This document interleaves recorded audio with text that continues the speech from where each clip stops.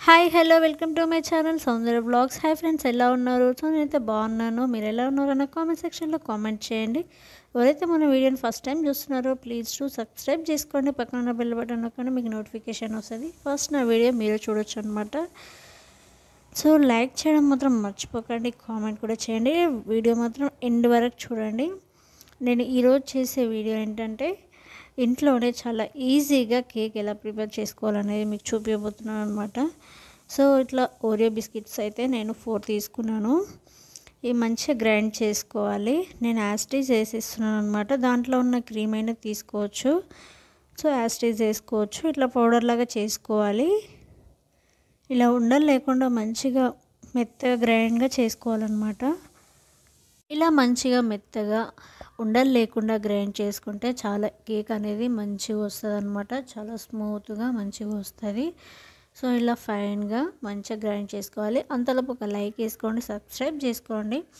ఇంకా మన వీడియోస్ చాలా ఉన్నాయి, వెళ్ళి చెక్అవుట్ చేయండి. సో మీకు నచ్చినట్లయితే సబ్స్క్రైబ్ చేసుకోండి. సో నేను దీంట్లో అయితే ఇప్పుడు బేకింగ్ సోడా వేస్తున్నాను అనమాట. కొంచెం బేకింగ్ సోడా వేసుకోవాలి. 1 గ్లాసు పాలు తీసుకోవాలి. అవి చిక్కటి పాలు తీసుకోవాలన్నమాట. మనం వాటర్ అస్సలు యాడ్ చేయకూడదు, ఎందుకంటే కేక్ అస్సలు మంచిగా రాదనమాట. సో 1 గ్లాసు పాలైతే తీసుకున్నాను వాటర్ లేకుండా. ఇలా మంచిగా కలుపుకోవాలి.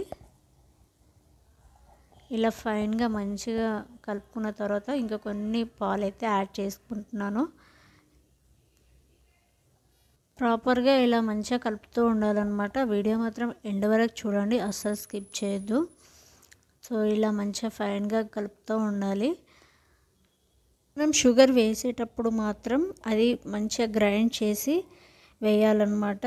నేనైతే 1 గ్లాసు, చిన్న గ్లాసు, టీ గ్లాస్ అంతా షుగర్ తీసుకున్నాను. అది ఫైన్గా గ్రైండ్ చేసి వేసాను అనమాట. యాస్టీజ్ వేస్తే ఏంటంటే దాంట్లో కరగదనమాట. మనం ఇలా ఫైన్గా గ్రైండ్ చేసుకొని వేసుకొని మంచిగా కలుపుకోవాలి. ఇట్లా చిక్కగా వస్తుంది అనమాట. ఇలా మంచిగా వచ్చినప్పుడు కేక్ కూడా చాలా బాగా వస్తుంది. సో ఒక గిన్నెలో మంచిగా ఒక వెడల్పు గిన్నె తీసుకోవాలి. దాంట్లో కొంచెం ఆయిల్ అయినా బటర్ అయినా ఏదైనా ఇలా మంచిగా పెట్టుకోవాలన్నమాట. కింద అడుక్కి ఇట్లా పెట్టేసి బటర్ పేపర్ పెట్టుకోవాలి. పెట్టేసి దాంట్లో మనం ఏదైతే ప్రిపేర్ చేసుకున్నామో అది దాంట్లో వేసేసుకోవాలి.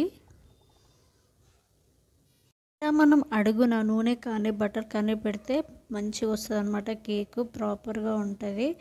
ఇలా మనం ప్రిపేర్ చేసుకున్నదంటే ఒక గిన్నెలో ఇలా వేసేసుకోవాలన్నమాట. ఒక మంచిగా ఫ్యాట్గా ఉన్నది తీసుకోవాలి, వెడల్పుగా ఉన్నది. సో నాకు ఇది సరిపోలేదు, నాకు దొరకలే అనమాట ఇంట్లో వేరే గిన్నె కేక్ తయారు చేసేది. దాని తర్వాత నెక్స్ట్ చూస్తే దొరికిందనమాట. వేరే గిన్నెలోకి షిఫ్ట్ చేశాను. సో ఇలా షిఫ్ట్ చేసి పెట్టేసి ఒక 30 మినిట్స్ అలా పొయ్యి మీద పెట్టేసుకోవాలన్నమాట. ఉడికించుకోవాలి. అదే పైకి వస్తూ ఉంటుంది అనమాట.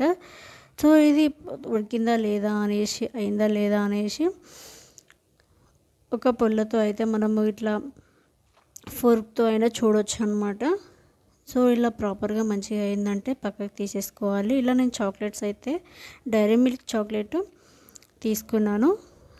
అది మంచిగా వాటర్ వేయకూడదు అనమాట. పొయ్యి మీద వాటర్ పెట్టి దాని మీద ఈ చాక్లెట్ కరిగించుకున్నాను. ఇలా మంచిగా కరిగిపోయిందనమాట. దాంట్లోకి నేను బిస్కెట్స్ ఉన్నాయి కదా, అది పౌడర్ చేశాను. సో ఆ పౌడరు, ఈ బిస్కెట్స్ అన్నీ కలిపి ఈ కేక్ పైన మంచిగా ఇలా పైన డెకరేట్ లాగా చేశాను అనమాట. డెకరేట్ చేశాను.